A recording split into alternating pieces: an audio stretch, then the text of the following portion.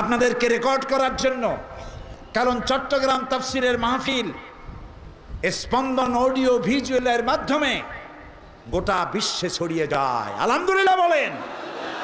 যে প্রতিষ্ঠান চট্টগ্রামের তাফসিরের মাহফিল অত্যন্ত আন্তরিকতার সাথে শৈল্পিক সৌন্দর্য দিয়ে বিশ্বময় ছড়ায়, আল্লাহ যেন এই প্রতিষ্ঠান কবুল করে নেন।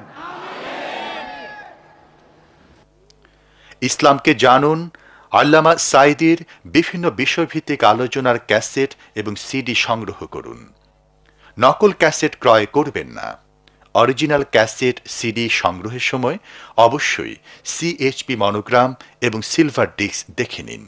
স্পন্দন অডিও ভিজুয়াল সেন্টার।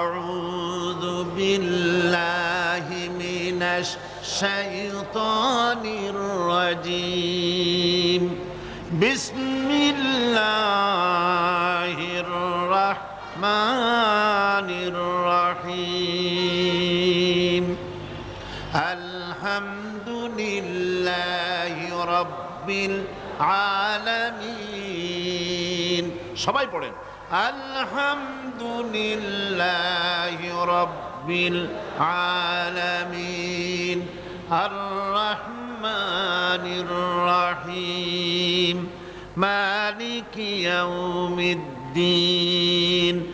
ইয়্যাকা না'বুদু ওয়া ইয়্যাকা নাস্তাঈন ইহদিনাস সিরাতাল মুস্তাকিম صراط الذين أنعمت عليهم غير المغضوب عليهم ولا الضالين آمين সূরা ফাতিহা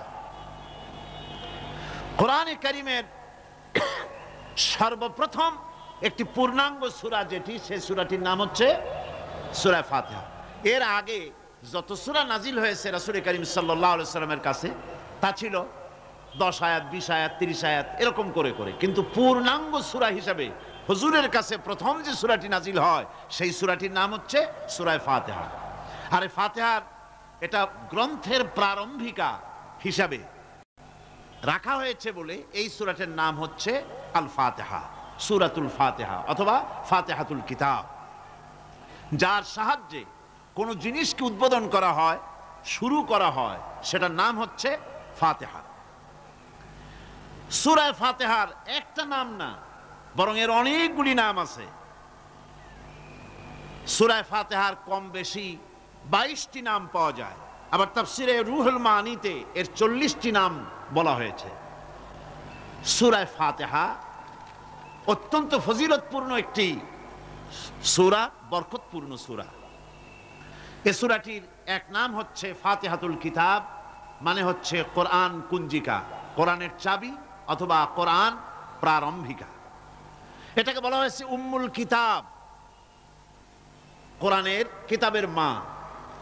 তো মা মানে কোরআন শরীফের পেটে সূরা ফাতিহা হয়েছে তা না। আরবিতে শব্দের অর্থ হচ্ছে কেন্দ্র, সেন্টার, আসল। এই জন্যে মক্কা শরীফকে বলা হয়, কোরআনে কারীম মক্কা শরীফকে বলেছে কি উম্মুল কোরা, গ্রাম সমূহের মা।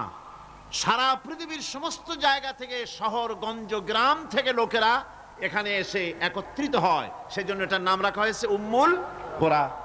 আবার সেনাবাহিনীর পতাকাকে বলা হয় উম্মুন, তার মানে হচ্ছে সমস্ত সেনাবাহিনী এই পতাকার ছায়াতলে ঐক্যবদ্ধ হয়, একত্রিত হয়, সেজন্য সেই পতাকার নাম হচ্ছে উম্মুন। অনুরূপভাবে গোটা কোরআনে কারিমের মধ্যে যা কিছু আছে তা সূরা ফাতিহার ভিতরে কেন্দ্রীভূত করা হয়েছে বলে এটার নাম হয়েছে উম্মুল কিতাব। এটার নাম হয়েছে সূরাতুর রাস। রাস শব্দের অর্থ হচ্ছে মগজ। মগজ হচ্ছে মাথার কেন্দ্রস্থল, আর গোটা কোরআনে কারিমের কেন্দ্রস্থল হচ্ছে সূরা ফাতিহা। সূরা ফাতিহার আরেক নাম হচ্ছে সূরাতুল কানজ, অর্থাৎ খনি, খনির সূরা। তার মানে হচ্ছে জ্ঞান বিজ্ঞানের সমস্ত খনি আল্লাহ পাক সূরা ফাতিহার মধ্যে রেখে দিয়েছেন। সুবহানাল্লাহি ওয়া বিহামদিহি। এর আরেকটা নাম হচ্ছে সূরাতুল ওয়াফিয়া, অর্থাৎ পূর্ণত্ব প্রাপ্ত। এই সূরাটি হচ্ছে একমাত্র সূরা যা খণ্ডিত করে পড়া যায় না। কোরআন শরীফের যে কোনো সূরাকে অংশবিশেষ তেলাওয়াত করে নামাজ পড়তে পারেন, অংশবিশেষ পড়তে পারেন, কিন্তু সূরা ফাতিহা হচ্ছে এমন একটি সূরা যে সূরা খণ্ডিত করে পড়া যায় না। পড়তে হলে সবটাই পড়তে হবে, এজন্য এটার নাম হচ্ছে পূর্ণত্ব প্রাপ্ত। এটাকে বলা হয়েছে আসাসুল কোরআন, অর্থাৎ কোরআনের ভিত্তি। 30 পারা কোরআনের পূর্ণাঙ্গ ব্যবস্থা পেশ করা হয়েছে, তার ভিত্তি হচ্ছে সূরা ফাতিহা। এটার নাম হচ্ছে সূরাতুল হামদ, প্রশংসার সূরা। যেহেতু সূরা ফাতিহায় আল্লাহর প্রশংসা দিয়ে ভরা, এই জন্য এটার নাম হচ্ছে সূরাতুল ফাতিহা। এর আরেকটি নাম হচ্ছে সূরাতুশ শুকর, শুকর করা, কৃতজ্ঞতা প্রকাশ করার সূরা। এই সূরাটির মধ্যে মানুষ আল্লাহ পাকের অসীম অনুগ্রহের শুকরিয়া আদায় করে বলে প্রশংসার মাধ্যমে, এই জন্য এটার নাম হয়েছে সূরাতুশ শুকর। সূরাটির না আরেকটি নাম হচ্ছে সূরাতুদ দোয়া। এই সূরাটি একটি দোয়া, একটি প্রার্থনা, আল্লাহ পাকের কাছে প্রার্থনা করা হয়, সেজন্য এটার নাম হচ্ছে সূরাতুদ দোয়া। এর আরেকটি নাম হচ্ছে সূরাতুস সুয়াল, অর্থাৎ কামনা করার সূরা, আল্লাহর কাছে চাওয়ার সূরা। এই সূরায় অনেক কিছু আছে যা আল্লাহর কাছে চাওয়া হয়। এই সূরাটি, এর আরেকটি নাম হচ্ছে সূরাতুশ শিফা, অর্থাৎ প্রতিষেধক, রোগ ব্যাধি ইত্যাদি মুক্ত হওয়ার জন্য। সূরা ফাতিহা আপনারা আল্লাহর ওলিদের কাছে, ওলামাদের কাছে যে যান, পানি নিয়ে, তেল নিয়ে, কালো জিরা নিয়ে, ওনারা যা পড়ে ফু দেন, সেই গোপন কথাটা বলে দেই, সেটা হচ্ছে সূরা ফাতিহা। সূরা ফাতিহা কোন কিতাবে মুফাসসিরিন ইকরাম লিখেছেন, মুহাদ্দিসিনরা লিখেছেন যে দুরারোগ্য ব্যাধি, কোন ওষুধে ভালো হচ্ছে না, প্রতিদিন 40 বার করে সূরা ফাতিহা পড়ে পানিতে দম করে ফজরের পরে 41 দিন যদি এভাবে সেবন করে, সেই দম করা পানি দুরারোগ্য ব্যাধিও আল্লাহ পাক ভালো করে দিবেন। সুবহানাল্লাহি ওয়া বিহামদিহি। এটা হচ্ছে সূরাতুশ শিফা। এটাকে বলা হয় সূরাতুস সালাত। নামাজ হবেই না সূরা ফাতিহা ছাড়া, নামাজ সূরা ফাতিহা ছাড়া হবে না।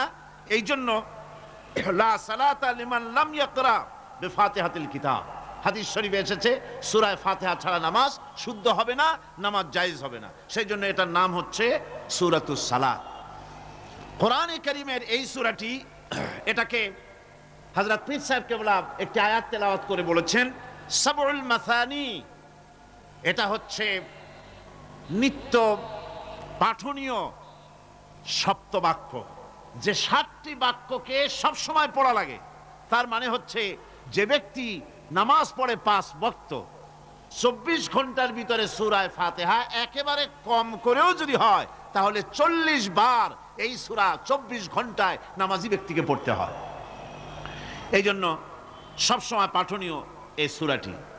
সূরাটি মোট অক্ষর সংখ্যা হচ্ছে 113, শব্দ সংখ্যা হচ্ছে 25টি। এটি হচ্ছে সূরা ফাতিহা। একটি রুকু, 7টি আয়াত। নাজিলের অবতীর্ণ হওয়ার স্থান হচ্ছে মক্কা আল মুকাররমা। রাসূল করিম সাল্লাল্লাহু আলাইহি ওয়াসাল্লামের মক্কি জিন্দেগিতে সূরাটি অবতীর্ণ হয়। শুরু হচ্ছে সূরা ফাতিহা, আলহামদুলিল্লাহি রাব্বিল আলামিন। সূরা ফাতিহা আমি বলি এটি যেন একটি অভিনন্দন পত্র। এটি কি? অভিনন্দন পত্র। বান্দা দিচ্ছে তার রবকে, রবের ভাষায় শেখানো অভিনন্দন পত্র বান্দা তার রবকে প্রকাশ করছেন, দিচ্ছেন। অভিনন্দন পত্রে 3টা জিনিস থাকে, আপনারা লক্ষ্য করে শুনলে বুঝতে পারবেন ইনশাআল্লাহ। একবার ভাবুন যে কত বড় কথা, 30 পারা কোরআনের মধ্যে যা আছে তার সবটা আল্লাহ পাক তার সারাংশ সূরা ফাতিহায় ঢুকাইছেন। তাহলে এটা জিনিসটা কি এটা বুঝতে হবে, এবং সেই ধরনের অন্তর নিয়ে মন নিয়ে বসতে হবে আর বুঝতে চেষ্টা করতে হবে। আমি ধীরে ধীরে আপনাদের সামনে পেশ করব ইনশাআল্লাহ, বিইজনিল্লাহ, বিমাশিয়াতিল্লাহ, বিফদলিল্লাহ। সূরা ফাতিহার মধ্যে আমি বলেছি এটা একটি অভিনন্দন পত্রের মতো। কিরকম? অভিনন্দন পত্রে 3টা জিনিস থাকে। কয়টা জিনিস থাকে? 3টা। প্রথমে থাকে প্রশংসা। অভিনন্দন পত্রে প্রথমে কি থাকে? প্রশংসা। 2 নম্বরে থাকে পরিচয়। 3 নম্বরে থাকে দাবি। 3 নম্বরে থাকে দাবি। প্রথমেই দাবি করা হয় না, এটা ঠিক না। প্রথমেই প্রশংসা। সমস্ত অভিনন্দন পত্র আপনারা দেখবেন, মন্ত্রী আসুক, প্রেসিডেন্ট আসুক, অভিনন্দন পত্র পেশ করা হয়, সুন্দর ভাষায় লেখে, হে সংগ্রামী জননায়ক, গরিবের বন্ধু, জাতির কিছু একটা, এইভাবে করে বহুত প্রশংসা করে তারপরে তার নাম খুঁজে পাওয়াই মুশকিল প্রশংসার ঠেলায়। আপনার আগমনী বার্তায় আমাদের এই চট্টগ্রামের আকাশ বাতাস মুখরিত, আবাল বৃদ্ধ বনিতা আনন্দে উদ্বেলিত, কে কি করবে দিশে করতে পারছে না, এরকম প্রশংসা। এই প্রশংসা দিয়ে তারপরে বলে আমরা চট্টগ্রাম কলেজের কর্তৃপক্ষ, আমাদের বেড়া নাই, টিন নাই, চাল নাই, ইট নাই, সিমেন্ট নাই, আমাদের এগুলি দাবি। তাহলে প্রথমে গেল প্রশংসা, 2 নম্বরে পরিচয়, 3 নম্বরে দাবি। মূলত এই ভদ্রতা প্রথমে কেউ বলে না, মন্ত্রী সাহেব চিটাগংয়ে আসছেন তো, আমাদের দাবি না মিটাইয়া ঠ্যাং আস্ত নিয়ে ঢাকা ফিরতে পারবেন না, এরকম বলে নাকি? এরকম বললে কিছুই পাওয়া যাবে না। মূলত এই যে ভদ্রতা, এই শালীনতা, এই শিষ্টাচার শিক্ষা দিয়েছে আল কোরআন। সুবহানাল্লাহ বিহামদিহি। বান্দাকে কিছু চাইতে হবে, আর চাওয়াটা শিখাইছেন কে? আল্লাহ। কে শিখিয়েছেন?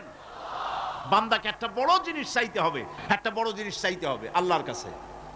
সে চাওয়াটা কি সেটাও আল্লাহ শিখাইছেন। যেহেতু আমরা তো জানি না, বুঝি না, আল্লাহ আমাদের কত মেহেরবান, তার কত দয়া, আমাদের শিখাই দিচ্ছেন কেমনে প্রশংসা করতে হবে, কেমনে পরিচয় দিতে হবে, আর কেমনে দাবি করতে হবে। 3টি জিনিস সূরা ফাতিহার মধ্যে আল্লাহ পাক ঢুকিয়ে দিয়েছেন। সুবহানাল্লাহ বিহামদিহি। সুতরাং বলা হচ্ছে, আল্লাহ পাক বলছেন আলহামদুলিল্লাহি রাব্বিল আলামিন। সমস্ত প্রশংসা, যাবতীয় প্রশংসা সবকিছু আল্লাহ পাকের জন্য, যিনি রব্বুল আলামিন, যিনি বহু জগতের, অসংখ্য জগতের যিনি পালনেওয়ালা রব, তার জন্যই সমস্ত প্রশংসা। এখন হামদ হচ্ছে প্রশংসা, এর অর্থ হচ্ছে সুন্দরের প্রশংসা। অসুন্দরের কিন্তু কোনো হামদ হয় না, অসুন্দরের হামদ হয় না। হামদ হয় কার? সুন্দরের। সুন্দরের হামদ হয়, প্রশংসা হয়। এই জন্য প্রশংসা করতে হবে আল্লাহ পাকের। কোন ফাসিকের প্রশংসা যদি করা হয়, আল্লাহ পাক নারাজ হয়ে যায়, আল্লাহ পাকের আরশ গোসায় থরথর করে কাঁপতে থাকে। প্রশংসা হবে কেবলমাত্র কার? আল্লাহ পাকের। এবং এই প্রশংসা সবটুকু হামদের আগে আলিফ লাম লাগানো হয়েছে। এটা হচ্ছে জিন্স বা ইস্তিগরাক, অর্থাৎ সমস্ত বস্তুকে বোঝাবার জন্য আল শব্দকে ব্যবহার করা হয়েছে। আলহামদু, সমস্ত প্রশংসা সেই আল্লাহ পাকের, যিনি তামাম জাহানকে সৃষ্টি করেছেন এবং প্রতিপালন করেছেন। আল্লাহ রাব্বুল আলামিন বলেন, আমরা শুরু করছি সূরা ফাতিহা, অভিনন্দন পত্র দিচ্ছি। কারে দিচ্ছি? আল্লাহ পাককে দিচ্ছি। শেখানো ভাষা দিয়ে রব্বুল আলামিন বলেন প্রশংসা করো, আলহামদুলিল্লাহি রাব্বিল আলামিন। সমস্ত প্রশংসা আল্লাহ পাকের, যিনি হচ্ছেন রব। যিনি কি? রব। এখন এই রব শব্দের বাংলা অর্থ করা হয় প্রভু, লালনকারী, প্রতিপালনকারী, কিন্তু এই অর্থ যথেষ্ট নয়। কোরআনে কারিমে যে রব বলা হয়েছে তার অর্থ হচ্ছে, তার অর্থ ব্যাপক, অনেক বিশাল এর অর্থ। এ রব কাকে বলে? আমি রবের সমস্ত ব্যাখ্যা করতে পারবো না, তবে অল্প কথায় এমন ভাবে বলতে চেষ্টা করব যাতে করে আপনাদের বুঝে আসবে ইনশাআল্লাহ। আমরা বলি ইনশাআল্লাহ। এখন আপনারা যদি আমাকে প্রশ্ন করেন যে অত কথা বুঝি না, এক লাইনে এক বাক্যে বুঝায় দেন রব কাকে বলে, তাহলে আমি কথাটা এইভাবে বলবো, যাহার যখন যে জিনিসের যতটুকুন প্রয়োজন তাহাকে তখন সেই জিনিস ফরিয়াদ করার আগে যিনি পৌঁছে দেন তার নাম হচ্ছে রব। এ রব হচ্ছে তার মধ্যে রুবুবিয়তের সম্পূর্ণ কোয়ালিটিতে ভর্তি। আল্লাহ পাকের মধ্যে রুবুবিয়তের কোয়ালিটি। রব শুধু সৃষ্টি করেই ছেড়ে দেন না, প্রতিপালন করেন, পূর্ণতায় পৌঁছে দেন। সুবহানাল্লাহ বলতে ইচ্ছে করে না ভাইরা? দেখেন আল্লাহ রাব্বুল আলামিন এমন রব, বাংলাদেশের কুকুর আর আমেরিকা ইউরোপের শীত প্রধান দেশের কুকুর একরকম নয়। আমাদের দেশের পশু ইউরোপ আমেরিকা শীত প্রধান দেশের পশু একরকম নয়। তার কারণ হলো আমাদের দেশে শীত কম, নাতিশীতোষ্ণ অঞ্চলের মধ্যে খানিকটা পড়ে যায়। এখানে পশুদের গায়ে কম পশম থাকলে কোনো অসুবিধা নাই। ভেড়া, ঘোড়া, কুকুর, বন্য প্রাণীকে কেউ তো কম্বল দেয় না, ল্যাব দেয় না, রাজাই দেয় না, খাতা দেয় না, চাদর দেয় না। আল্লাহ রাব্বুল আলামিন তিনি এমন রব, শীত প্রধান দেশের পশুদের গায়ে পশম দিয়া চিরস্থায়ী কম্বল জড়ায় দিয়েছেন। এর নাম হচ্ছে রব। প্রতিপালনের পদ্ধতি কি সুন্দর করে তিনি প্রতিপালন করছেন, কি সুন্দর করে তিনি পশু পক্ষীগুলিকে তাদের আহার জোগাড় করছেন, প্রতিপালন করছেন। তিনি রব। মানুষকে সৃষ্টি করেছেন, আমাদেরকে সৃষ্টি করেছেন, সব প্রয়োজন মিটাইছেন। সুবহানাল্লাহ ওয়া বিহামদিহি, সকল প্রয়োজন মিটিয়েছেন, একটা জিনিস বাদ রাখেন না। আমি এই জন্য বলি যে কোরআন হচ্ছে বিজ্ঞানের উৎস। কোরআন বিজ্ঞানের কি? বিজ্ঞানের আবিষ্কার যত বাড়বে, বিজ্ঞান চিরটা কাল কোরআনের কাছে ভিক্ষার হাত দিয়ে এতিমের মতো দাঁড়ায় থাকবে কিয়ামত পর্যন্ত। আজ পৃথিবীর বিজ্ঞানীরা বলছেন জগৎ সম্পর্কে, আমরা মনে করছি পৃথিবীটাকে, আমাদের কাছে তো জগৎ দুইটা। কয়টা জগৎ? একটা জগৎ হলো এইটা, ইহ জগৎ আর পরজগৎ, এছাড়া আর কিছু জানি না। এই দুইটাই জগৎ আমাদের কাছে। এখন দেখেন বিজ্ঞানীরা কি বলছে। বিজ্ঞানীরা বলছেন সৌরজগতে শুধু আমাদের সৌরজগৎটাই শেষ না, অসংখ্য সৌরজগৎ আছে মহাশূন্যে, অসংখ্য সৌরজগৎ। পৃথিবীর প্রতি 4 বিলিয়ন মানুষ যদি এক একটা সৌরজগৎ দখল করে, তাতেও সৌরজগৎ শেষ হবে না। আরো সহস্র সহস্র বিলিয়ন বিলিয়ন সৌরজগৎ আরো ফাঁকা পড়ে থাকবে। এত সৌরজগৎ আল্লাহ সৃষ্টি করেছেন। এই মহাশূন্যে বহুমাত্রিক জগতের কথা আল্লাহ পাক এখানে বলেছেন। এই পৃথিবী একটা জগৎ, এই মাটির তলে আছে আর এক জগৎ, সমুদ্রের ভিতরে আছে পানির তলার আর এক জগৎ। আর মহাশূন্য যে কি তা আপনার মাথায় শূন্য হয়ে যাবে চিন্তা করতে করতে। এই জন্য বিজ্ঞানীরা, বড় বড় বিজ্ঞানী, এরা কিন্তু নাস্তিক হয় না। বর্তমান বিজ্ঞানীরা চিন্তা করে গবেষণা করে খেই হারিয়ে ফেলছে মহাশূন্যকে দেখে। যেখানে আছে গ্যালাক্সি, যেখানে আছে মিল্কি ওয়ে, যেখানে রয়েছে অসংখ্য তারকা, এই পৃথিবীটা মহাশূন্য আল্লাহ যেভাবে তৈরি করেছেন, সেই তুলনায় এই পৃথিবী একটা মার্বেলের চাইতে খুব বেশি একটা বড় কিছু হয় বলে মনে হয় না। পৃথিবী যদি হয় একটা মার্বেলের মতো, তাহলে আমরা যে মানুষ, আমাদের অস্তিত্ব কোথায় চিন্তা করেন। এবার মহাশূন্যে চলেন। মহাশূন্য সে কি বিশাল মহাশূন্য। একটা তারকা থেকে আর একটা তারকায় যদি যেতে হয়, তাহলে সহস্র সহস্র বিলিয়ন বছরের দরকার হবে। কি বছর? এ দুনিয়ার বছর না, আলোকবর্ষ, লাইট ইয়ার। আলো চলে প্রতি সেকেন্ডে কত? 1,86,000 মাইল। এই 1,86,000 মাইলের সেকেন্ড, এর মিনিট, এর ঘন্টা, এর দিন, এর মাস, এর বছর, এই আলোকবর্ষ, সহস্র সহস্র আলোকবর্ষ পার হয়ে যাবে এক তারকা থেকে আর এক তারকায় পৌঁছানো সুকঠিন। এ ধরনের অসংখ্য তারকা আল্লাহ পাক তৈরি করে রেখেছেন। সূর্য হচ্ছে পৃথিবীর চাইতে 13 লক্ষ গুণ বড়। এরকম সূর্য বিজ্ঞানীরা এখন বলছে, আগে বলতো 1 কোটি সূর্যের চাইতে বড় তারকা, এখন বলতেছে এই রকমের পৃথিবীর চাইতে 13 লক্ষ গুণ বড় যে সূর্য, এরকম 3 কোটি সূর্য খাইয়ে ফেলাইতে পারে। এরকম সহস্র সহস্র তারকা এক একটা গ্যালাক্সির ভিতরে আল্লাহ পাক তৈরি করে রেখেছেন। এখন মনে হচ্ছে যে এই তারকাগুলি বড়, না, এই তারকাগুলির চাইতে আবার বড় জিনিস আছে। সেগুলি কি? সেটাকে বলা হয় ব্ল্যাক হোল। সেটাকে বলা হয় ব্ল্যাক হোল, অন্ধকার কূপ। ব্ল্যাক হোল আবার ম্যানহোল বুঝবেন না, কিন্তু ম্যানহোলের ঢাকনা চুরি হয় যেমন। তবে একটা দৃষ্টান্ত আপনি বুঝতে পারেন, রাস্তায় রাস্তায় যেমন অসংখ্য ম্যানহোল আছে, ওই রকম করে মহাশূন্যে অসংখ্য ব্ল্যাক হোল আছে, একটা দুইটা না, অসংখ্য। এই ব্ল্যাক হোল আবার দেখা যায় না, অদৃশ্য ব্ল্যাক হোল। এই ব্ল্যাক হোলগুলো কি? এগুলি কোরআনে কারীমের মধ্যে আল্লাহ পাক বলেছেন, ফালা উকসিমু বিমাওয়াকিন নুজুম, ফালা উকসিমু বিমাওয়াকিন নুজুম, শপথ সেই পতন স্থানের যেখানে নক্ষত্র সমূহ ধ্বংস হয়ে যায়, ধ্বংসপ্রাপ্ত হয়, কসম সেই স্থান সমূহের। সুবহানাল্লাহ।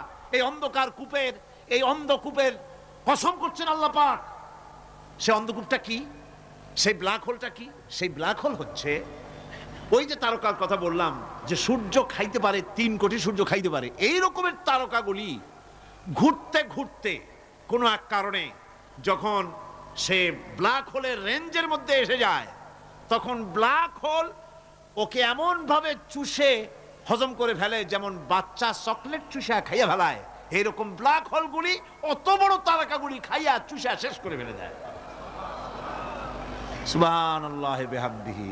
বিজ্ঞানীরা বলেছেন, আমাদের এই পৃথিবীটা, আল্লাহ না করুন কখনো, আমাদের এই পৃথিবীটা যদি কোনো ব্ল্যাক হোলের আওতায় পড়ে, ওর রেঞ্জে আসে, তাহলে মাত্র 2 সেন্টিমিটারের মধ্যে পৃথিবীটা তার ঘনত্ব লাভ করে ব্ল্যাক হোলের মধ্যে অদৃশ্য হয়ে যাবে, হারায় যাবে, অস্তিত্ব থাকবে না। আল্লাহ পাক, আশ্চর্য লাগে আমার, বিজ্ঞানের বইপত্র যখন পড়ি আমার কাছে আশ্চর্য লাগে, 1400 বছর আগে নবী কোনো বিজ্ঞানাগারে পড়াশোনা করেন নাই, কোন সায়েন্স নিয়ে রিসার্চ করেন নাই, সেই নবীর মুখ থেকে এমন বিজ্ঞানময় কোরআন আল্লাহ বের করালেন যে আজকের পৃথিবীর মডার্ন যুগের বিজ্ঞানীরা কোরআনের কাছে এতিম হয়ে দাঁড়ায় আছে। পৃথিবীর কোন বিজ্ঞানী বলতে পারবে না যে কোরআনে কারীমের অমুক আয়াতটা আনসাইন্টিফিক, এটা হাদিস আমাদের বিজ্ঞানের সাথে মিল খায় না, এমন কথা বলতে পারবে না। বরং কোরআন সার্টিফাই করবে তোমার এই বক্তব্য, তোমার এই থিওরি মোস্ট আনসাইন্টিফিক, কোরআন বলবে। ওরা বলতে পারবে না যে আয়াতটা আনসাইন্টিফিক।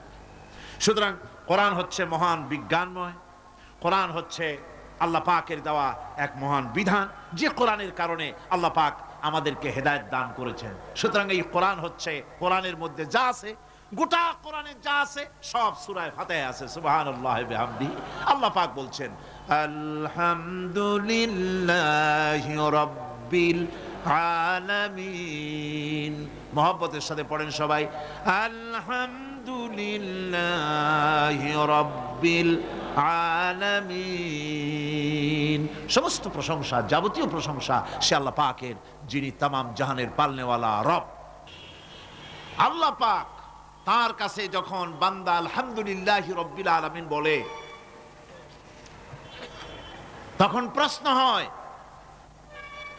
যে তার, যার প্রশংসা তুমি করছো, তোমরা করছো, তার কি আরো কোনো গুণকীর্তন আছে নাকি?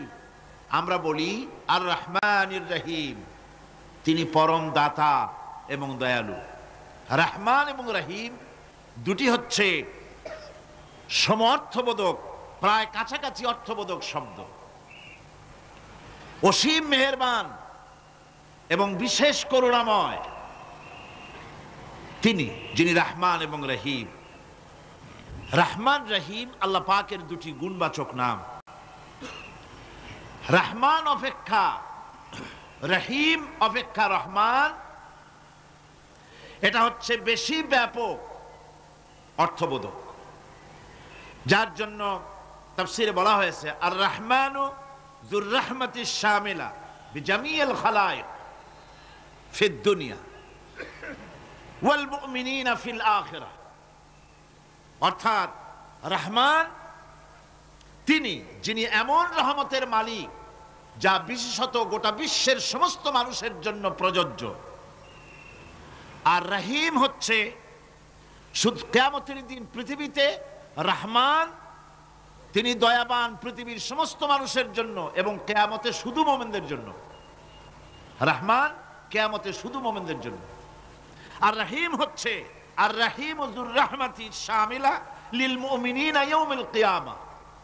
রহিম হচ্ছে শুধুমাত্র কিয়ামতের দিন আল্লাহ রাব্বুল আলামিন শুধু মুমিন লোকদের জন্য এই বিশেষ দয়া কিয়ামতের দিন করবেন। এখন রহমান হচ্ছেন পৃথিবীর সমস্ত মানুষের জন্য, সমস্ত প্রাণীর জন্য। তার দান থেকে কেউ বঞ্চিত থাকবে না, সকলের জন্য তার দানের দরজা অবারিত, উন্মুক্ত। এই পৃথিবীর বুকে আমরা দেখতে পাই মানুষ তার বন্ধুদেরকেই দেয়, শুধু সরকার হোক আর সাধারণ মানুষ হোক, আপনজনদেরকে নিজের দলকেই বেশি দেয়। কথা ঠিক কিনা? নিজের দলের প্রতি, আত্মীয় স্বজনের প্রতি স্বজন প্রিয়তা মানুষের শরীরের ভিতরে রোগ হিসাবে কাজ করে, আর এভাবে করে নিজের দল আর আত্মীয় স্বজনকে বেশি করে সুযোগ সুবিধা দেয়। শত্রুকে কেউ দেয় না, শত্রুকে কেউ ডেকে ডেকে কোনো জিনিস দিতে চায় না বা দেয় না। আল্লাহ রাব্বুল আলামিন এমন রহমান, এমন দয়াবান, এমন মেহেরবান, যারা তার ইবাদত করে, যারা তাকে স্বীকার করে, আল্লাহ বলে তাকে যারা সেজদা দেয়, আল্লাহ পাক তাদেরকেও দেন। আর যারা আল্লাহকে অস্বীকার করে, আল্লাহ রাব্বুল আলামিনকে মানে না, তার গুণাবলী কি স্বীকার করে না, তার অস্তিত্ব স্বীকার করে না, তারপরেও আল্লাহ রাব্বুল আলামিন কোন নাফরমান বান্দাকেও রহমত থেকে বঞ্চিত করেন না। সে যেই হোক, বেনামাজি হোক, মুরতাদ হোক, নাস্তিক হোক, তারপরে আল্লাহর অনুগ্রহ থেকে সে বঞ্চিত থাকে না। কথা ঠিক কিনা? বরং এটাই আমরা দেখি, নামাজি, দিনদার, পরেজগার মানুষ তার বরং কম থাকে, সে বরং কম পায়। বাড়ি নাই, ঘর নাই, কলকারখানা নাই, আর নামাজ রোজা করে না, হজ যাকাত করে না, আল্লাহর সাথে বিরোধিতা করে, আল্লাহরে মানেই না, বলে দেয়ার ইজ নো গড, স্রষ্টা বলতে কেউ নাই। এই ড্রিঙ্ক অ্যান্ড বি মেরি, এই হচ্ছে তাদের থিওরি, তাদের দর্শন, তাদের ফিলসফি। এই জাতীয় লোকগুলি বরং দেখা যায় তারা ক্ষমতা পায়, বাড়ি হয়, গাড়ি হয়, কল হয়, কারখানা হয়, সম্মান পায়। এটা কেন? এর কারণ হচ্ছে আল্লাহ রাব্বুল আলামিন এই পৃথিবীর কোনো মূল্য দেন না। এই পৃথিবীর মূল্য যদি আল্লাহ পাকের কাছে একটা মশার ডানার তুল্য যদি হতো, আল্লাহ পাক বিদ্রোহীদেরকে, কাফেরদেরকে এক ঢোক পানি আল্লাহ পাক গিলতে দিতেন না। এবার চিন্তা করেন, আল্লাহর ব্যাপারে যে দৃষ্টান্তটা দেওয়া হয়েছে, দৃষ্টান্তটা কত গুরুত্বপূর্ণ। মশার ডানার তুল্য, মশার ডানার তুল্য এই পৃথিবীর দাম নাই আল্লাহর কাছে। আপনাকে যদি কেউ 10 লক্ষ মশার ডানা বহু কষ্ট করে জোগাড় করিয়া যদি কেউ দেয়, তাহলে আপনি কয় টাকা দিয়ে কিনবেন? 4 পয়সা দিয়েও একজনে বলছে 4 পয়সা দিবে না। তাহলে বোঝেন এর কোনো মূল্য নাই। একটা মশার ডানার তুল্য মূল্য আল্লাহ পাক এই পৃথিবীর দেন না, যার কারণে অবারিত উন্মুক্ত হস্তে আল্লাহ পাক সমস্ত মানুষের জন্য, প্রাণী জগতের জন্য তিনি করুণা করেছেন সকলকে। এই করুণাময় রহমান আল্লাহ পাক তিনি গুনাহগারদেরকে, যারা আল্লাহ পাকের ফরমাবরদারি করতেছে, তাদেরকে সকলকে আল্লাহ পাক সমানভাবে তার জিনিসগুলিকে তিনি দিয়ে দিচ্ছেন। এটা হচ্ছে রহমান। আর রহিম হচ্ছে, হাদিস শরীফে বলা হয়েছে, আর রহমানু রহমানুদ দুনিয়া ওয়াল আখিরা, আর রহিম রহিমুল আখিরা। মুমিন রহমান তো শুধু আল্লাহ পাক দুনিয়া এবং আখিরাতের জন্য, আর রহিম শুধুমাত্র আখিরাতের জন্য। আবার কোন কোন আয়াতে বলা হয়েছে যে আল্লাহ পাক দুনিয়ার মানুষের জন্য রহিম। একটি আয়াতে ভাবে বলা হয়েছে, হুয়াল্লাযী ইউসাল্লি আলাইকুম ওয়া মালাইকাতুহু লিইখরিজাকুম মিনাজ যুলুমাতি ইলান নূর ওয়া কানা বিল মুমিনিনা রহিমা। সে আল্লাহই তোমাদের প্রতি রহম করেছেন, রহমত নাজিল করেছেন এবং তার ফেরেশতাগণ এই উদ্দেশ্যে যে তোমাদেরকে তিনি অন্ধকার থেকে আলোর দিকে বের করে নিয়ে আসবেন। আর তিনি হচ্ছেন মুমিনদের জন্য রহিম, অত্যন্ত দয়াবান। আরবি ভাষায় আর রহমান অন্তর্জগতের এমন একটি নম্র উচ্ছ্বাসিত অবস্থার প্রতি ইঙ্গিত করে যার ফলে তার স্বতঃস্ফূর্তভাবে নিজের থেকেই মহানুভবতা এবং প্রীতি ও মহব্বতের ইচ্ছার বহির্প্রকাশ ঘটে। তাই রহমতের মধ্যে আছে স্নেহ, আছে প্রীতি, আছে অনুগ্রহ। আল্লাহ পাকের রহমতটা কি জিনিস? সেটা হচ্ছে রাহমাতি ওয়াসিআত কুল্লা শাই। আমার রহমত দিয়ে সমস্ত জিনিসকে ঢেকে রাখা হয়েছে। প্রত্যেকটি জিনিসের ভিতরে আল্লাহ পাকের রহমত রয়েছে। রহমত ছাড়া এই পৃথিবীতে মানুষের চলার কোনো পথ নাই। সমস্ত ব্যাপারেই আল্লাহ পাকের রহমত আর রহমত। আমরা যখন বললাম আর রহমানির রহিম, বলেন সবাই আর রহমানির রহিম। আবার প্রশ্ন হয়, বান্দা বুঝলাম, আরো কোনো কোয়ালিটি, আরো কোনো বৈশিষ্ট্য তার আছে নাকি? আমরা বলি মালিকি ইয়াউমিদ্দিন। তিনি হচ্ছেন বিচার দিনের মালিক, শেষ বিচারের মালিক তিনি। একদিকে এটাকে ব্যালেন্স করা হয়েছে, একদিকে অফুরন্ত রহমত যার কোনো কুল নাই, কিনারা নাই। এখন আদল দরকার। এখন কি দরকার? আদল, ইনসাফ দরকার। আল্লাহ পাক একদিকে অফুরন্ত রহমত আর নিয়ামত দিয়ে পৃথিবীকে ছেড়ে রেখেছেন, অপর দিকে বলেছেন আমি হচ্ছি বিচার দিনের মালিক, সেদিন আমি বিচার করব। সেই বিচারের ভিতরে কোনো পক্ষপাতিত্ব থাকবে না, হবে না। সেখানে তিনি হবেন হাকামুল হাকিমিন, ওইটা হবে সুপ্রিম কোর্টের সুপ্রিম কোর্ট। সেই পরকালে, সেই কিয়ামতের মাঠে আপনাকে আমাকে সকলকে উপস্থিত হতে হবে, নাকি হবে না? সবাইকে উঠতে হবে। এই দিন শব্দটি কোরআনে কারিমে বহু জায়গায় বলা হয়েছে এবং বিভিন্ন অর্থে ব্যবহার করা হয়েছে। যেমন দিন শব্দের অর্থ প্রভাব, প্রতিপত্তি, আধিপত্য, ইতাআত, বন্দিগি, দাসত্ব, আনুগত্য, নীতি, পথ, পন্থা, হিসাব, ফায়সালা, প্রতিদান, প্রতিফল। এরকম অনেক অর্থ, অনেক অর্থে দিন শব্দ কোরআনে কারিমের মধ্যে ব্যবহৃত হয়েছে। কিন্তু এখানে মালিক ইয়াউমিদ্দিন, এই দিন এখানে ব্যবহার করা হয়েছে প্রতিফল অর্থে। প্রতিফলের দিন, যেদিন প্রতিফল দেওয়া হবে, তিনি হচ্ছেন সেই দিবসের অধিপতি, সেই দিবসের মালিক। সূরা ইনফিতারে আল্লাহ পাক বলছেন ওয়ামা আদরাকা মা ইয়াউমুদ্দিন সুম্মা মা আদরাকা মা ইয়াউমুদ্দিন। বিচারের দিনটি কি তা তোমাকে কে জানালো? আবার জিজ্ঞেস করছি, তোমাকে কে জানালো বিচারের দিনটা কি? আল্লাহ পাক জবাবে বলছেন বিচারের দিনটা হচ্ছে ইয়াউমা লা তামলিকু নাফসুন লিনাফসিন শাইআন ওয়াল আমরু ইয়াউমা ইযিন লিল্লাহ। বিচারের দিন হচ্ছে এমন দিন যেদিন কেউ নিজেকে রক্ষা করতে পারবে না, কারো থেকে কেউ নিজেকে রক্ষা করতে পারবে না, নিজেকে কেউ নিজের জন্য কাউকে সাহায্যকারী পাবে না। আর সমগ্র ব্যাপারটি নিরঙ্কুশভাবে আল্লাহ রাব্বুল আলামিনের হাতে থাকবে। সেই দিনটার নাম কিয়ামত, সেটার নাম পরকাল, সেটার নাম হচ্ছে বিচারের দিন। যেদিন কর্তৃত্ব হবে কেবলমাত্র কার? আল্লাহ পাক। সেই দিনটা হচ্ছে কর্মফল পাওয়ার দিন। লাহা মা কাসাবাত ওয়া আলাইহা মাকতাসাবাত। প্রত্যেক মানুষই সেই উপার্জন অনুসারে সেখানে ফল পাবে। যেমন কর্ম তেমন ফল পাবে, ব্যক্তি হিসাবে পাবে, দল হিসাবে পাবে। তিলকা উম্মাতুন ক্বাদ খালাত লাহা মা কাসাবাত ওয়া লাকুম মা কাসাবতুম ওয়া লা তুসআলুনা আম্মা ইয়ামালুন। প্রত্যেক মানুষই তার উপার্জন অনুসারী ফল পাবে। যা সে পাবে তা নিজের উপার্জন ছাড়া আর কিছুই না, আর যে ফল পাবে সেটাও তার উপার্জন। সুতরাং কিয়ামতের দিন আল্লাহ মানুষের উপরে কোনো জুলম করবেন না, অত্যাচার করবেন না। আল্লাহ পাক তো তার বান্দার জন্য জুলুমকারী নন, ঠিক কি না?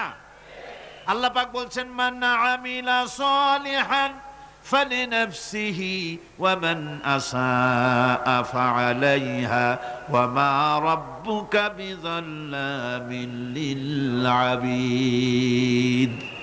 যে ব্যক্তি পুণ্য কাজ করলো সে নিজের কাজে নিজের স্বার্থেই তা করলো। আমরা যে নামাজ পড়ি এটা কি আল্লাহর স্বার্থ? কথা কন, আল্লাহর স্বার্থ? সারা পৃথিবীর সমস্ত মানুষ যদি আল্লাহরে সেজদা দেয়, আল্লাহর ক্ষমতা আরো কিছু কালের জন্য বাড়বে নাকি? সমস্ত মানুষ যদি আল্লাহকে অস্বীকার করে, বিদ্রোহী ঘোষণা করে, বিদ্রোহ ঘোষণা করে, তাতে কি আল্লাহর ক্ষমতা শেষ হয়ে যাবে? নাউযুবিল্লাহি মিন যালিক। যেমন ছিলেন তেমনই থাকবেন। সুতরাং আমরা যা করি, আমরা নামাজ পড়ি নিজেদের জন্য, আল্লাহকে খুশি করার জন্য, কিন্তু কল্যাণটা আমার। কল্যাণটা কার? আমার। রোজা, হজ, যাকাত, তেলাওয়াত যা করি সব আল্লাহকে খুশি করার জন্য, কিন্তু স্বার্থ পুরাটাই আমার, আমার কল্যাণের জন্যই আমি করি। এবং আল্লাহ হচ্ছেন তিনি তোমাদের রব। ওমা রাব্বুকা বিযাল্লামিন লিল আবিদ। তোমাদের রব হচ্ছেন তিনি যিনি বান্দাদের উপরে কখনো অত্যাচার করেন না, জুলম করেন না, মেহেরবানি দিয়ে যিনি ছেয়ে রাখেন, তিনি হচ্ছেন আল্লাহ পাক। সুতরাং সেই কিয়ামতের মাঠে আল্লাহ পাকের দরবারে আমাদের সকলকেই উঠতে হবে। আল্লাহ পাকের দরবারে আমাদের সামনে, আল্লাহ পাকের সামনে দাঁড়াতে হবে। সেদিন আমাদেরকে কেউ বাঁচাতে পারবে না। সেদিন আল্লাহ পাক এর দরবারে যেন আমরা আসামি না হই, সেজন্য এই পৃথিবীতে কোরআন অনুযায়ী আমাদের জীবন গড়তে হবে, সুন্নাহ অনুযায়ী জীবন গড়তে হবে। তাহলে পরকালে আল্লাহ পাকের কাছে নাজাত পাওয়া যাবে। বড় কঠিন জায়গা, বড়ই কঠিন জায়গা। এবার প্রশ্ন হচ্ছে, তোমরা যারা আমার প্রশংসা করলে তোমরা কারা?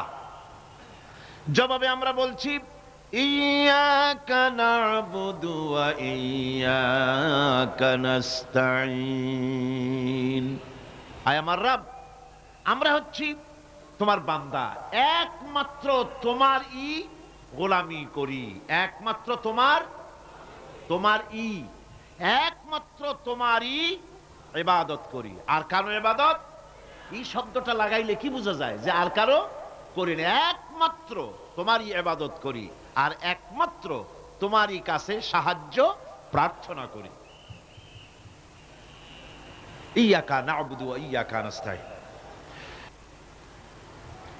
আল্লাহ রাব্বুল আলামিন আমাদেরকে সৃষ্টি করেছেন আসলে এইটার জন্য। সৃষ্টি করেছেন কিসের জন্য? কোরআনে কারীমের মধ্যে আল্লাহ রাব্বুল আলামিন বলেন, ওয়ামা খালাকতুল জিন্না ওয়াল ইনসা ইল্লা লিয়াবুদুন। আমি মানুষ এবং জিনকে সৃষ্টি করেছি শুধুমাত্র আমার ইবাদতের জন্য, আমার গোলামির জন্য, আমার আনুগত্যের জন্য। এই ইবাদত একটি ব্যাপক অর্থবোধক শব্দ। আমরা যদি ইবাদতটা নাই বুঝি, তা আমাদের মানব জন্ম হবে বৃথা। ইবাদত হচ্ছে আল্লাহর পছন্দনীয় জিনিসগুলি আমল করে তার সন্তুষ্টি অর্জন করার জন্য প্রচেষ্টা চালানো জীবনের সকল ক্ষেত্রে। এর মধ্যে ইবাদতের ভিতরে এমন এক ব্যাপক অর্থ যে এর ভিতরে নামাজ, রোজা, হজ, যাকাত, সত্য কথা, আমানতদারি, দিয়ানতদারি, প্রতিবেশীর হক আদায় করা, মাতা পিতাকে শ্রদ্ধা করা, প্রতিবেশী হক আদায় করা, স্ত্রীর হক আদায় করা, সৎ কাজের আদেশ করা, অসৎ কাজের নিষেধ করা, জিহাদ ফি সাবিলিল্লাহ করা, এ সব কিছুই হচ্ছে ইবাদতের মধ্যে শামিল। জিকির আজগার করা, তেলাওয়াত করা, আমলে সালেহ করা, এভাবে করে আল্লাহ পাককে খুশি করার জন্য আল্লাহর নির্দেশ মাফিক কাজগুলি করা, সবটাই হচ্ছে ইবাদতের মধ্যে শামিল। প্রশংসা করেছি, পরিচয় দিয়েছি, আমরা তোমার বান্দা। এবার প্রশ্ন হচ্ছে, চাও কি? পরিচয় তো শুনলাম, চাও কি? আল্লাহ রাব্বুল আলামিন আমাদেরকে শিখাই দিলেন কত বড় মেহেরবান তিনি, কত দয়ালু তিনি। তার কাছে চাওয়ার ভাষাটাও তিনি আমাদের শিখাই দিলেন। জনগণ সুবহানাল্লাহ। রাব্বুল আলামিন আমাদের শিখালেন এভাবে চাও, ইহদিনাস সিরাতাল মুস্তাকিম সিরাতাল্লাযীনা আন'আমতা আলাইহিম গায়রিল মাগদুবি আলাইহিম ওয়ালাদ-দাল্লিন।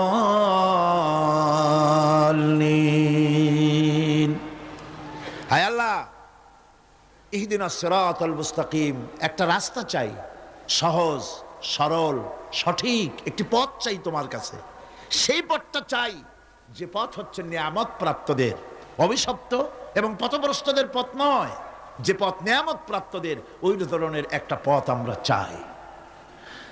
পথ দেখাবার মালিককে কোরআনে কারীম বলছে, আল্লাহ রাব্বুল আলামিন বলেন, ওয়া আলাল্লাহি কাসদুস সাবিলি ওয়া মিনহা জাইরুন ওয়ালাউ শাআ লাহাদাকুম আজমাইন।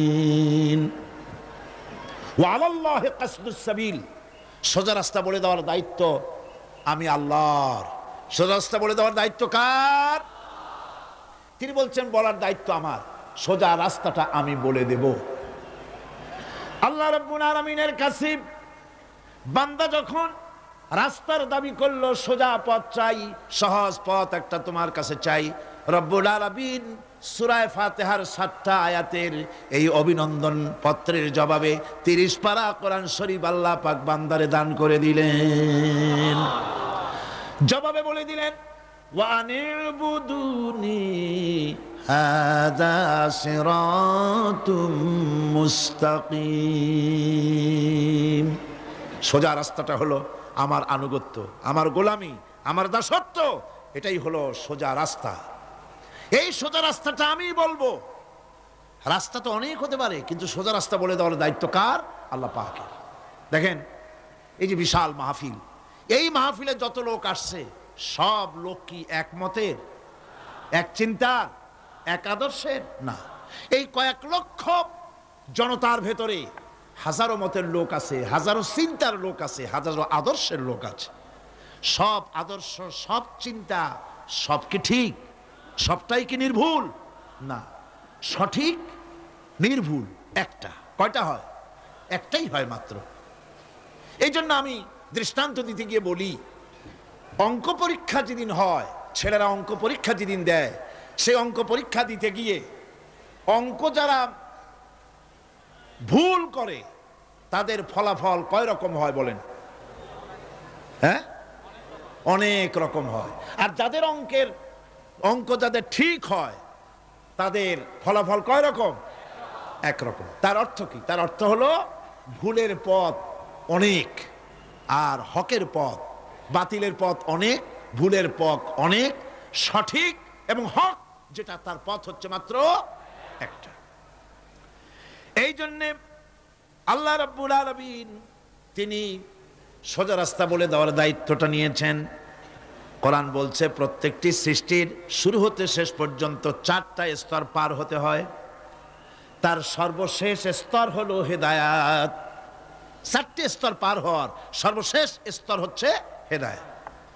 আল্লাযী খালাকা ফাসাওয়া ওয়াল্লাযী কাদ্দারা ফাহাদা। তিনি সকল বস্তুকে সৃষ্টি করেন এবং তারপর তার পরিমাপ, তার কর্মপথ, তার হেদায়েত তিনি দিয়ে দেন। তার মানে হচ্ছে তিনি সৃষ্টি করেন, সামঞ্জস্য রাখেন, পরিমাপটা ঠিক করেন এবং পথের নির্দেশ দেন। সৃষ্টি করেই ছেড়ে দেন না, তার হেদায়েত দিয়ে দেন। তার পরিমাপটা ঠিক করেন, সামঞ্জস্য করেন। কিরকম? দেখুন, আপনি যখন দাঁড়ান তখন আপনার পায়ের উপরে হাঁটু থেকে হাঁটুর নিচের যে অংশ পা পর্যন্ত, ওইটাকে কি কয়? পা, নলা। এই তো ঠিক বলছেন, নলা। আপনারা আমাকে সাহায্য করবেন যেখানে আমি আটকে যাই। নলা।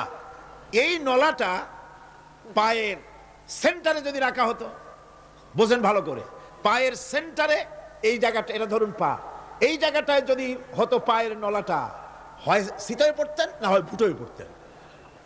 আল্লাহ পাক বলছেন শুধু সৃষ্টি করি না, সামঞ্জস্য এবং পরিমাপ ঠিক করি। মাপ মতো পাটা সামনে গোড়ালির কাছে নলাটা বসায় দেওয়া হয়েছে, যাতে আপনি চিত না হন, বুটও হয়ে না পড়েন। সুবহানাল্লাহ কইতে ইচ্ছা করে না?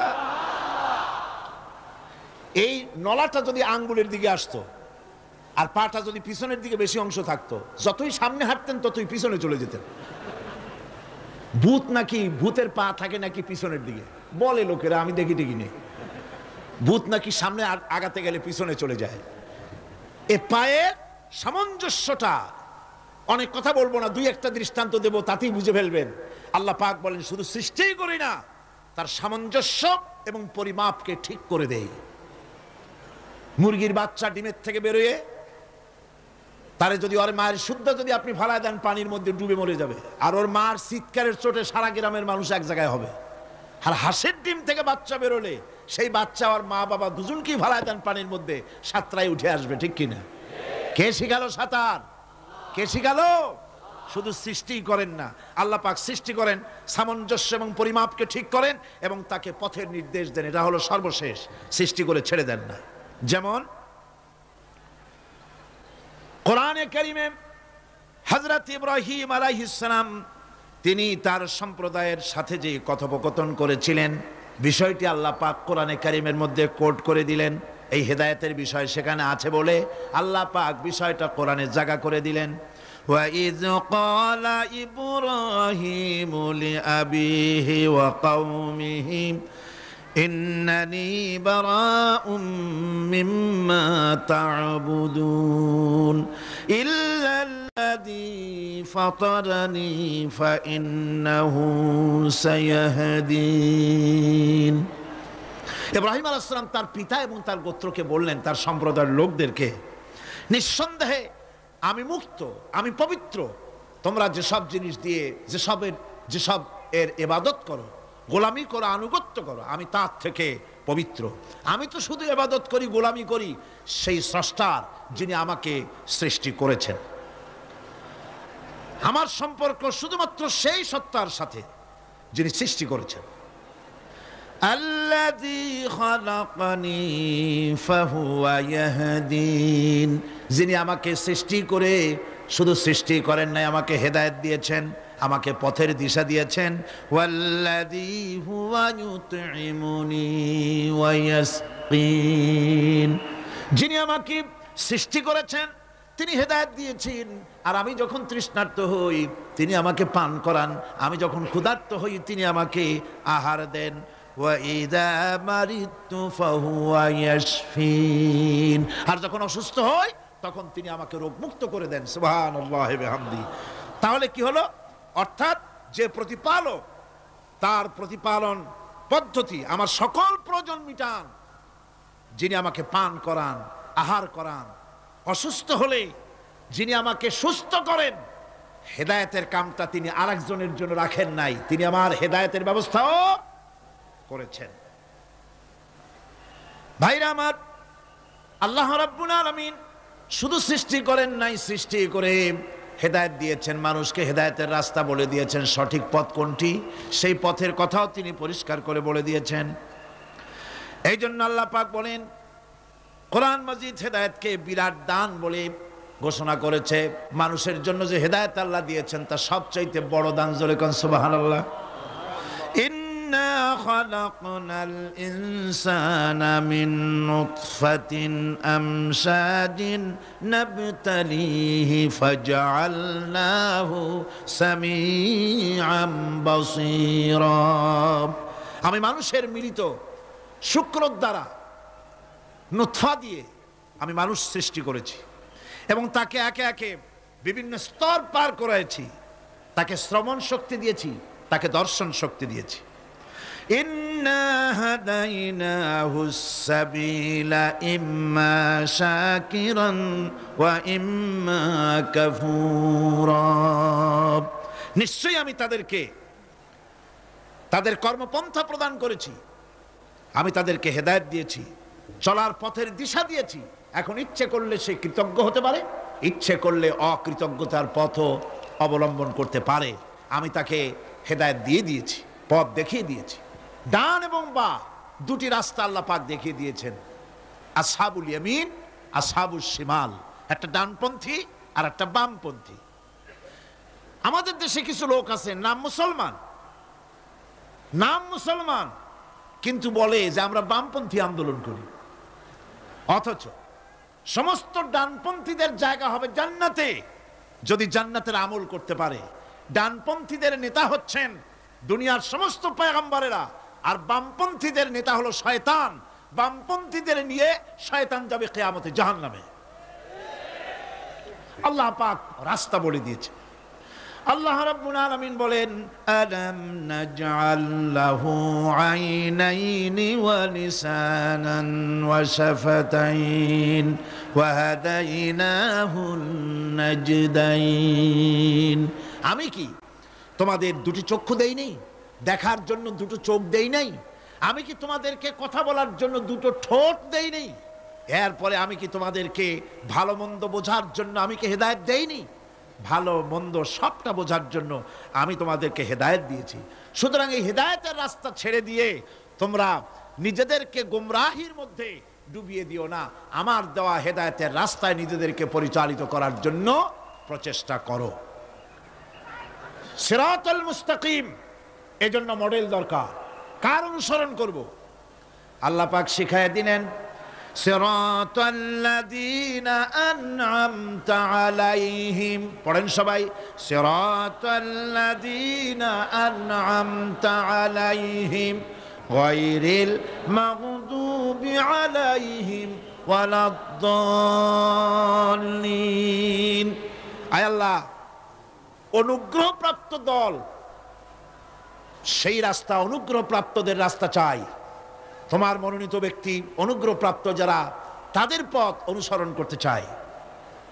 এই অনুগ্রহপ্রাপ্ত দল কারা সে কথা কোরআন শরীফে বলা হয়েছে। আল্লাহ রাব্বুল আলামিন বলেন, ওয়া মান ইউতি'িল্লাহা ওয়ার রাসূল ফাউলাইকা মা'আল্লাযীনা আন'আমাল্লাহু আলাইহিম মিনান নাবিয়্যিনা ওয়াস-সিদ্দীকিন والشهداء والصالحين وحسن أولئك رفيقا। আর যে ব্যক্তি আল্লাহ এবং রাসূলের আনুগত্য স্বীকার করলো, নিঃসন্দেহে সে অনুগ্রহপ্রাপ্তদের সঙ্গী হলো। সেই অনুগ্রহপ্রাপ্ত কারা? নবীয়িন। 4 শ্রেণীর লোক। কয় শ্রেণী? বলেন সবাই, কয় শ্রেণী? নবীয়িন, সিদ্দিকিন, শুহাদা, সালিহিন। এই 4 শ্রেণীর লোক হচ্ছে আল্লাহ পাকের অনুগ্রহপ্রাপ্ত লোক। কোন আলহামদুলিল্লাহ। এরাই হলো অনুগ্রহপ্রাপ্ত দল। এখন নবী কারা? নবী হচ্ছেন যারা নাকি আল্লাহ পাকের কাছ থেকে ওহী প্রাপ্ত হয়েছেন, নিখিল মানুষের চিরন্তন শান্তি এবং কল্যাণের জন্য আল্লাহ পাকের নিকট থেকে সত্যের বিধান লাভ করেছেন। তারাই হচ্ছেন নবী, যারা আল্লাহ পাকের কাছ থেকে ওহী প্রাপ্ত হয়েছেন। আর নবীরা হচ্ছেন মাসুম, নবীরা হচ্ছে বেগুনাহ। নবীদের কোনো ভুল নাই, নবীদের কোনো গুনাহ নাই। কোন সুবহানাল্লাহ। এই পৃথিবীর মধ্যে সুপার কোয়ালিটির মানুষ, সর্বশ্রেষ্ঠ মানুষ কারা? নবীরা। সর্বশ্রেষ্ঠ মানুষ কারা? এখানে আবার এক শ্রেণীর লোকেরা বলে যে নবীরে মানুষ কওয়া যাবে না। আছেন এমন লোক, নবীরে মানুষ কওয়া যাবে না। কেন? কেন? নবীর সম্মান কত। আচ্ছা, নবীরে মানুষ বলবো না তো বলবোটা কি? নবীরা কি ফেরেশতা? যদি ফেরেশতা বলি তাহলে কি নবীদের মর্যাদা বাড়ানো হলো? বলেন আপনারা, বাড়ানো হলো? তাহলে নবীদের কি বলবো? তারা কি জেন? যদি জেন বলি তাহলে তাতে কি মর্যাদা বাড়বে? সবচাইতে মর্যাদা বেশি কার? মানুষের। সুতরাং এক শ্রেণীর লোকেরা খামোখাই আলেম নামধারী লোক, অথচ নবীকে মানুষ বলতে রাজি না। কোরআনে কারীম সাফ করে আল্লাহ পাক পরিষ্কার করে বলেছেন, কুল ইন্নামা আনা বাশারুম মিসলুকুম ইউহা ইলাইয়া আন্নামা ইলাহুকুম ইলাহু ওয়াহিদ। নবী বলুন, আমি তোমাদের মতো মানুষ, আমার উপরে ওহী আসে। ইন্নামা আনা বাশারুম মিসলুকুম, তোমাদের মতো মানুষ।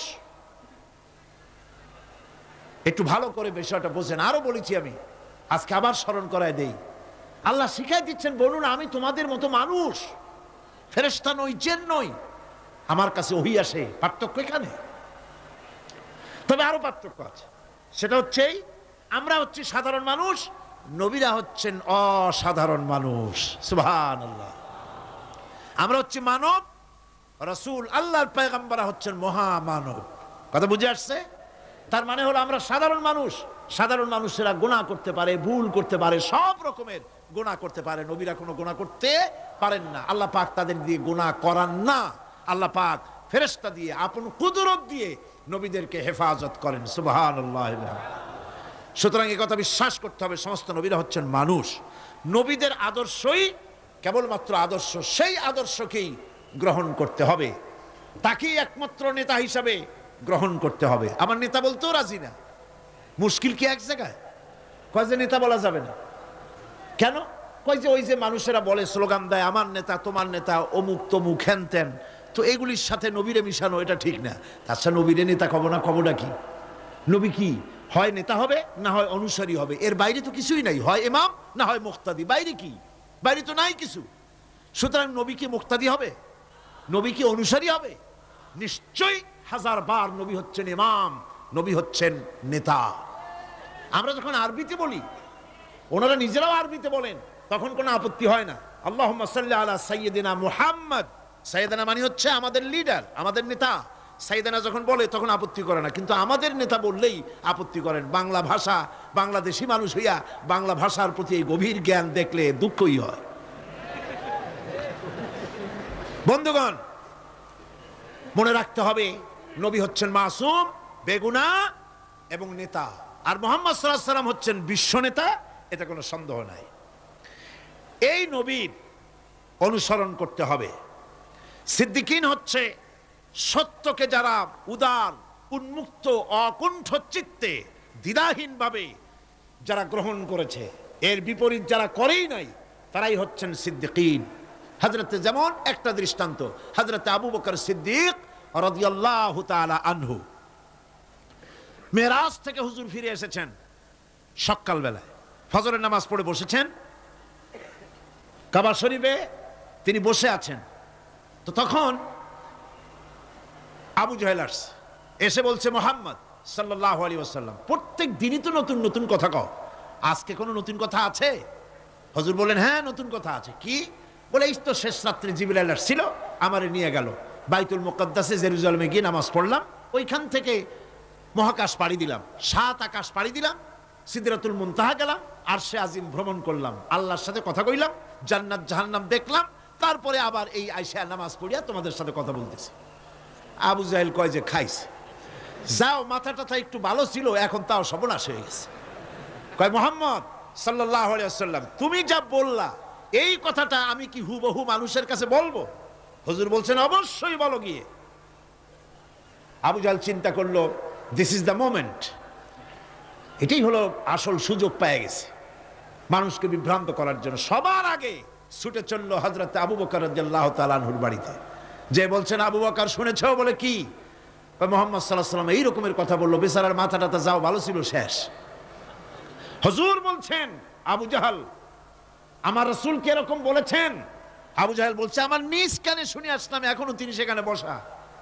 হযরত আবু বকর বলেন, আবু জাহেল, আমার আল্লাহর নবী তিনি যদি এরকম কথা বলে থাকেন, তাহলে আমি কোনো সন্দেহ পোষণ করি না, অবশ্যই আল্লাহ রাব্বুল আলামিনের হাবিব যা বলেছেন তা সত্য।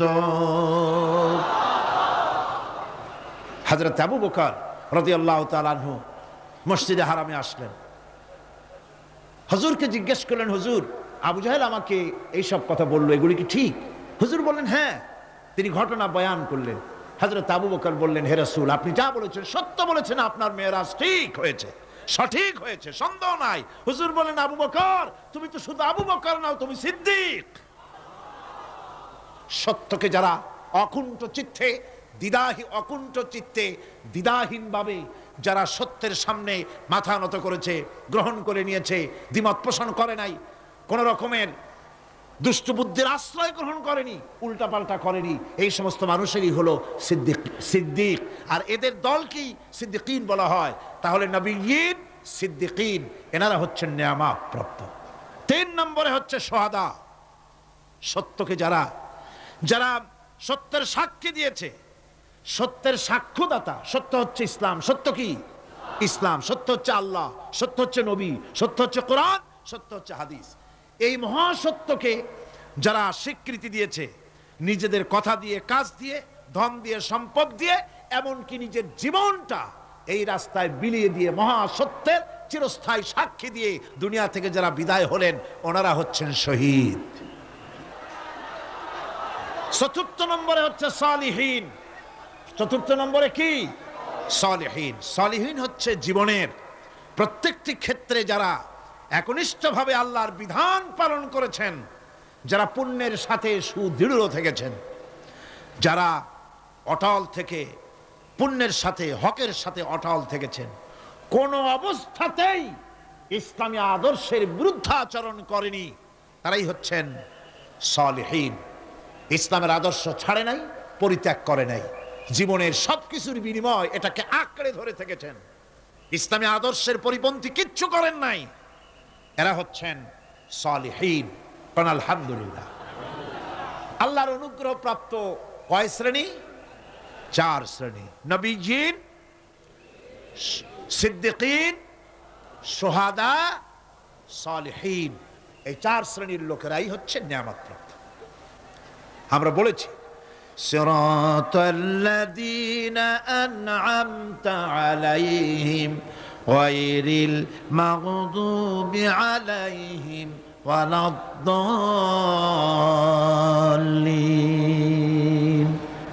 নিয়ামত প্রাপ্তদের পথ চাই, অনুগ্রহ প্রাপ্তদের পথ। আর অভিশপ্ত পথভ্রষ্টদের পথ আমরা চাই না, আমরা পরিহার করে চলবো। এটা একটু ওয়াদাও বটে। যারা অভিশপ্ত, যারা পথভ্রষ্ট, ওরা কারা? মাগদুব এবং দল্লিন। মাগদুব হচ্ছে অভিশপ্ত, দল্লিন হচ্ছে পথভ্রষ্ট।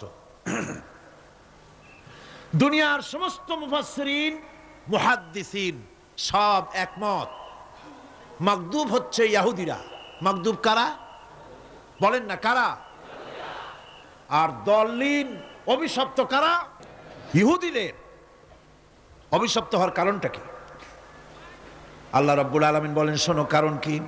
وَضُرِبَتْ عَلَيْهِمُ الْمَسْكَنَةُ ذَلِكَ بِأَنَّهُمْ كَانُوا يَكْفُرُونَ بِآيَاتِ اللَّهِ وَيَقْتُلُونَ الْأَنْبِيَاءَ بِغَيْرِ حَقٍّ ذَلِكَ بِمَا عَصَوْا وَكَانُوا يَعْتَدُونَ।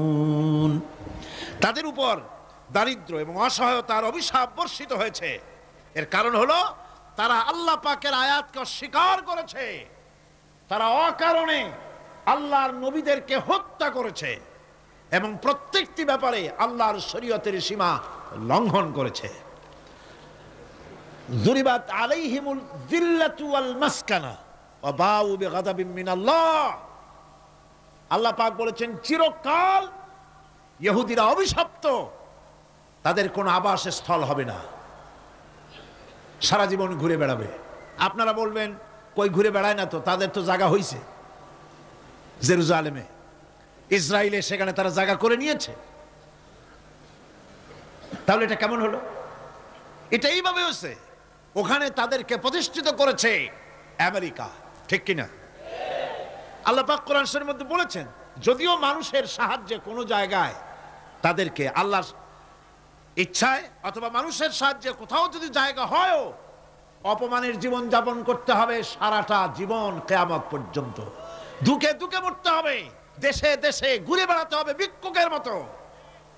সে অবস্থাই হয়েছে। আমেরিকা ওদের উপর থেকে হাত উঠায় নিক, মধ্যপ্রাচ্যের আজকের 20 ফোড়া ইসরায়েল, আমেরিকা যদি তাদের রুবুবিয়াতের প্রতিপালনের হাতটা উঠায় নেয়, তাহলে আরব দেশে যত লোক আছে যুদ্ধ করা লাগবে না, এক পাশে গিয়ে পেশাব করলে ভাইসে লোহিত সাগরে চলে যাবে। সুতরাং এই ইহুদিদের পথ অনুসরণ করা যাবে না। ইহুদিরা অপরাধ করছিল কি? একটু আগেই বললাম, তারা আল্লাহর আয়াতকে অস্বীকার করেছে, তারা নবীদেরকে হত্যা করেছে, এটাই হলো তাদের অপরাধ। তারা শরীয়তের ব্যাপারে বাড়াবাড়ি করেছে। সুতরাং আল্লাহ পাক বলছেন ইহুদিদেরকে ছাড়তে হবে, খ্রিস্টানদের অনুকরণ ছাড়তে হবে। ইহুদি খ্রিস্টান সকলের অনুকরণ ছেড়ে দিয়ে নিয়ামত প্রাপ্ত ওই 4 শ্রেণীর লোকের অনুসরণ করতে হবে, তাহলেই খাঁটি মুসলমান হওয়া যাবে। কোন আলহামদুলিল্লাহ। এই হলো সূরা ফাতিহা, যা গত আজকের দিন সহ 5 দিন আমরা আলোচনা করলাম। কোন আলহামদুলিল্লাহ। এখন এই সূরা ফাতিহাকে আমি আপনাদের পকেটে উঠাই দিতে চাই, যাতে করে মনে থাকে। 5 দিনের অনেক কথা এক জায়গায় করে দিলে মনে করতে সুবিধা হবে, ঠিক কিনা? মনে রাখতে সুবিধা হবে। সূরা ফাতিহা আয়াত কয়টা? এই 7টি আয়াতের 7টি শিক্ষা আছে। সূরা ফাতিহার শিক্ষা 1, সকল প্রশংসা কেবলমাত্র আল্লাহ। হাদিস শরীফে এসেছে, ইদা মুদিহাল ফাসিকু ইহতাজ্জাতিল আরশ। যখন কোন ফাসিকের প্রশংসা করা হয়, যে ব্যক্তি নামাজ পড়ে না, রোজা করে না, দিন মানে না, ঈমান নাই, চরিত্র নাই, এমন লোককে যখন প্রশংসা করা হয়, আল্লাহ পাকের আরশ গোসায় থরথর করে কাঁপতে থাকে। সুতরাং সমস্ত প্রশংসা হবে কার? আর প্রশংসা হবে বিশ্বনবী জনাবে মুহাম্মদ রাসূলুল্লাহ সাল্লাল্লাহু আলাইহি ওয়াসাল্লাম। চিৎকার মেরে সারা জীবন আল্লাহ এবং রাসূলের প্রশংসা করতেই থাকবো ইনশাআল্লাহ। আমাদের করতে হবে, মুসলমানদের দায়িত্ব। আর প্রশংসা করব যারা আমার রাসূলের, আল্লাহর হুকুম মানে আর আমার রাসূলের অনুসরণ অনুকরণ যারা করে, তারা আমাদের সম্মানের পাত্র। আলহামদুলিল্লাহ। 2, শেষ বিচারের একমাত্র মালিক হচ্ছেন আল্লাহ পাক। সূরা ফাতিহার 2য় শিক্ষা, শেষ বিচারের দিন, ডে অফ জাজমেন্ট, শেষ বিচারের দিনের মালিককে? একচ্ছত্র অধিপতি আল্লাহ রাব্বুল আলামিন।